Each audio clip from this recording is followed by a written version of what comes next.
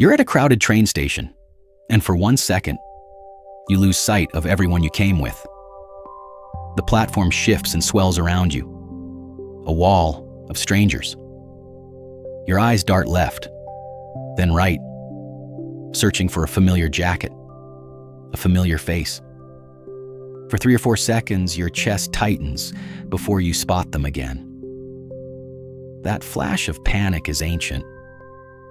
It didn't start with train stations or crowded platforms. It started 20,000 years ago, in a world where losing your group wasn't a few seconds of unease. It was the difference between living and dying. Today we're asking a simple question. If you were exiled from your tribe 20,000 years ago, could you survive just 24 hours completely alone?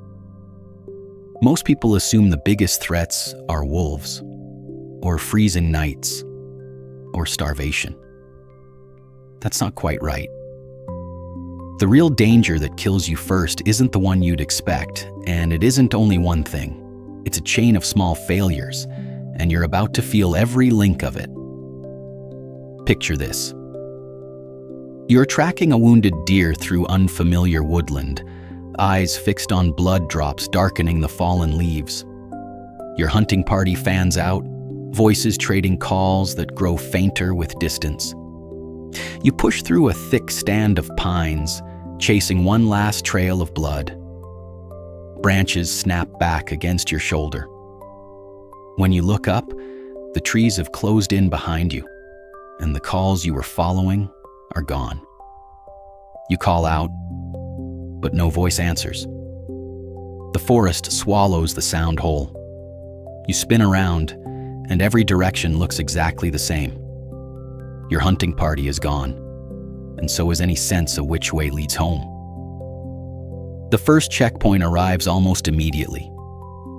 Within the first hour, your own body becomes a problem. Your pulse pounds even though you've stopped running. Your palms sweat despite the cold air. Your first instinct is to picture a predator catching your scent. Nothing is stalking you yet. Your own panic is the faster killer, pushing you to run before you think. Acute stress research suggests that under sudden fear, the brain's decision-making narrows sharply, favoring fast movement over careful thinking.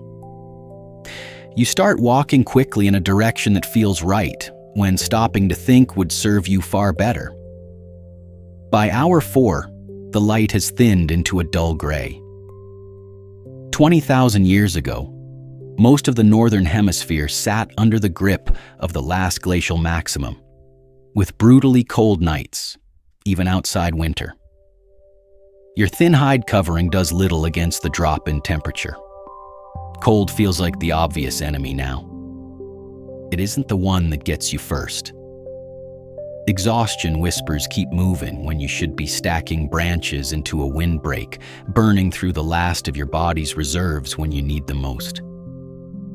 You wedge yourself into a gap between 2 boulders, pulling your knees to your chest.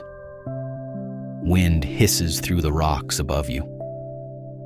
For a moment, you think you hear someone calling your name in the distance.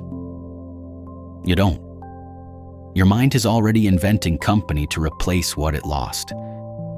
This detail matters because it echoes something in your own life right now. Some brain imaging research suggests social rejection activates regions that overlap with physical pain. A friend who goes quiet, a text left unread, a group photo you weren't in. Your body reacts to disconnection like it's a wound. 20,000 years ago, that wiring wasn't sentimental. It was practical. A lone human had no one to watch the fire while they slept, no one to help drag them from a river, no one to warn them of a predator's shadow behind a tree. Loneliness wasn't just an emotion back then. It was an alarm built into your biology. If you assume the worst is behind you once night falls fully, you'd be wrong. By hour 8, a new threat creeps in unannounced. Thirst. Quiet and easy to ignore. You haven't had water since midday, and dehydration creeps in silently, dulling your senses just enough that the growing cold stops feeling urgent. That false sense of calm is often the first quiet step toward hypothermia. Around hour 11, something moves in the dark beyond the boulders. A low shape close to the ground, brushing through dead grass. Your breath stops. Every muscle locks in place. You wait for teeth, for a growl, for the shape to rush you. Instead, the sound fades, moving away, unbothered, gone as quickly as it came. It was likely nothing more than a fox working the tree line for food. But your body doesn't know the difference between a real threat and a false one. The adrenaline still floods your system, still burns fuel you can't afford to lose. This is the quiet cost exile puts on a body already running on empty. And this is where the night takes a turn almost nobody sees coming. Before we get there, hit subscribe, because what happens in the next few hours changes everything you think this story's about. Somewhere around hour 14, you hear it.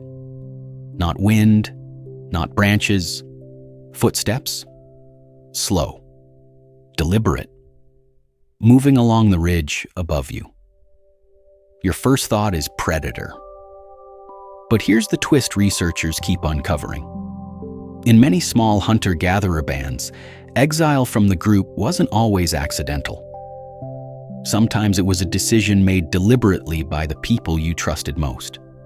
Anthropological studies of small-scale societies confirm it. Banishment was real, if rare. Steal food again and again.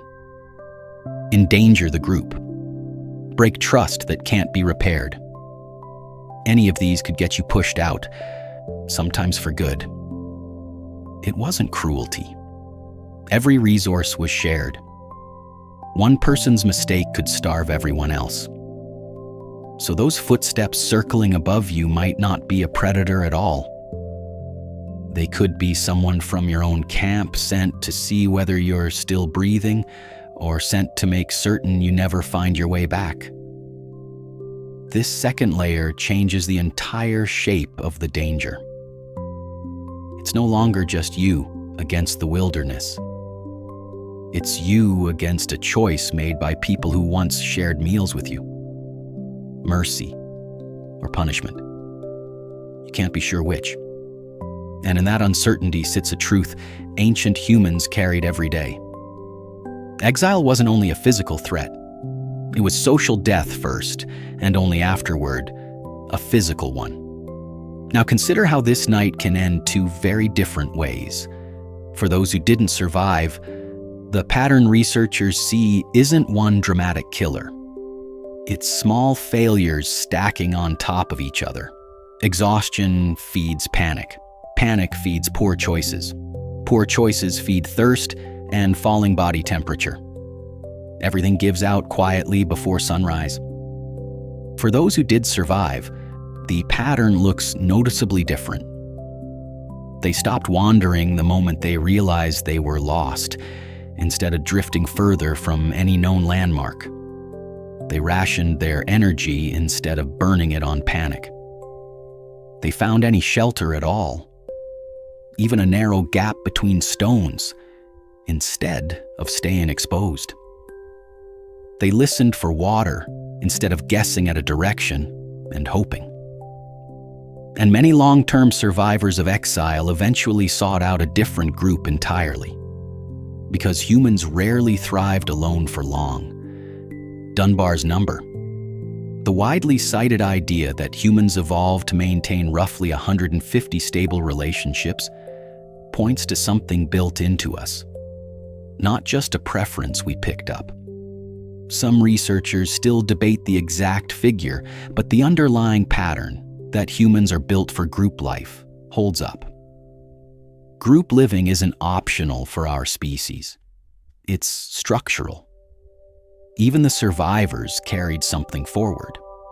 Hunger, fear, and isolation leave marks that don't vanish with sunrise. Modern research on extreme isolation, from solitary confinement studies to long polar expeditions, points to lasting shifts in how survivors relate to trust and safety afterward. A door that stays unlocked a little longer than it used to. A room that feels safer with the light left on.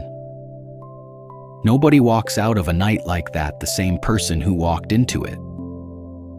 As pale light spreads across the tree line, you hear the footsteps again. Closer now. Your muscles tense. A figure steps from the pines. Not a predator, but someone you recognize from your camp. They say nothing. They simply offer a hand. Whether it's forgiveness, a second chance, or something else entirely, you may never know for certain. What you do know is that you're still breathing, and right now, that's everything. Pull back from this single night, and you're looking at the real reason you exist at all. Every person alive today descends from ancestors who faced this exact problem again and again for tens of thousands of years and found their way back to each other. They chose to stay close, to share fire, to forgive, to rebuild what broke. That instinct never disappeared. It's the same flicker of panic you feel scanning a crowded platform for a familiar face, and the same wave of relief when you find it. You're not imagining that feeling. You inherited it, carried forward from every ancestor who refused to stay lost.